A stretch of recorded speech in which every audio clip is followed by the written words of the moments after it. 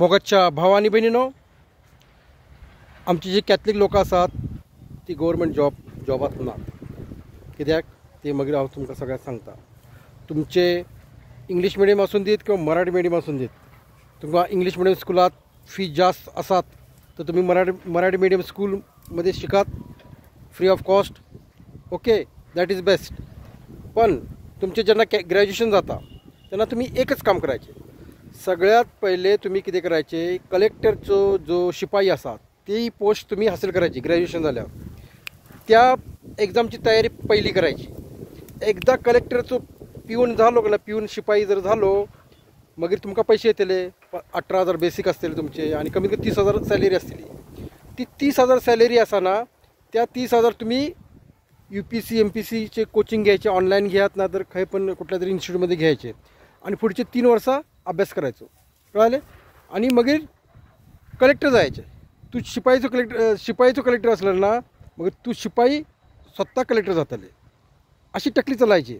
सगळ्यात पहिली post शिपाईची exam clear करायची. शिपाईची जी एक्झाम, शिपाई जो असता, कलेक्टर जो शिपाई असतात, ती पोस्ट तुम्ही पहिले क्लिअर करायची. टकली चलायची. टकली आम्ही मासे खाता. आमची लोकां कितें कशा, जी कॅथलिक लोकां खूप मासे खातात. टकली चलवात तुम्ही चर्चमध्ये ना गेले चलता, केन्ना तरी वचायचे चर्चात, ना गेले तरी चलता. आणि चेडवांच्या पाठीमागे लागूचे ना. चेडवांच्या पाठीमागे लागले तर तुम्ही IAS ऑफिसर केन्नाच जावचे ना. तुम्ही पहिली कितें करात, तुमचेड पैसो ना, तुमचेड पैसो ना, ओके, दॅट इज ओके, तुम्ही गरीब आसात ना, ओके, तर तुम्ही गव्हर्मेंटच्या स्कुलात वचात, थंयसर तुमकां पैसो लागत ना. कळले? आणि मागीर तुम्ही ग्रॅज्युएशन करात, जास्त पैसे लागत नात.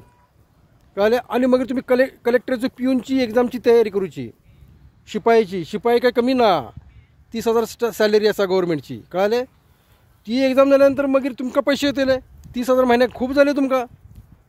मागीर MPC UPCची तयारी करायची. खूप अभ्यास करायचो. आम्ही ओपन कॅटेगरीमध्ये असावं तरी चलता.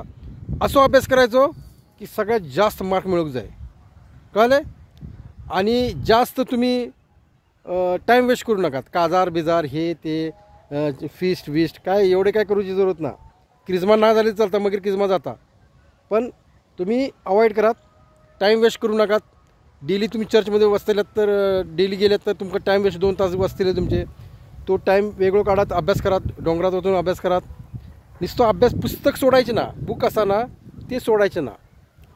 जोपर्यंत तुम्ही कलेक्टर जायत नात, जोपर्यंत गव्हर्मेंटची क्लासवर अधिकारी जायत नात, तोपर्यंत ते पुस्तक सोडायचे ना. आणि कुठल्याही NCERTची बुका 5वी पासून ते 12वी पर्यंत ही पाठ करून टाकायची.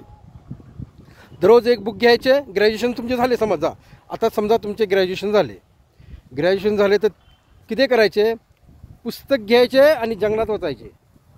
दररोज एक डेली बुक क्लिअर, NCERTची बुक क्लिअर, पाठ करून टाकात बुका NCERTची पाठ.